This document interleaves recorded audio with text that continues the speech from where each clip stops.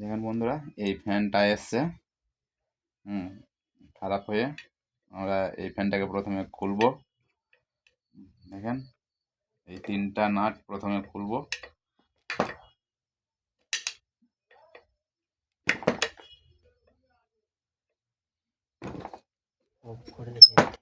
না,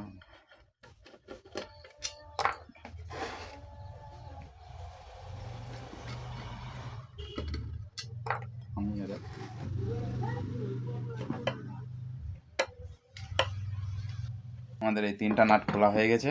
এটা দেখেন, আমরা এখানে হালকা করে একটু প্রেস করব। এটা বডিটা এখানে ফাঁক হয়ে যাবে। তারপরে এইভাবে করে একটু বাড়ি দিলে আপনার মনে ফ্যানের ই হয়ে যাবে, হয়ে যাবে। দেখেন, এবারকার আমরা খোলার পর এটাকে কোয়েল ঠিক আছে কিনা আমরা টেস্ট ল্যাম্প দিয়ে টেস্ট করব।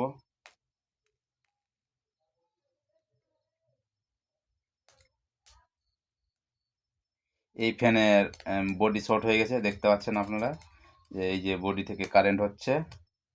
হ্যাঁ, তার জন্য এটাকে আগে দেখব, চেক করে কোথায় বডি শর্ট হচ্ছে। যদি হলো নাহলে নতুন কয়েল বাঁধতে হবে এটা।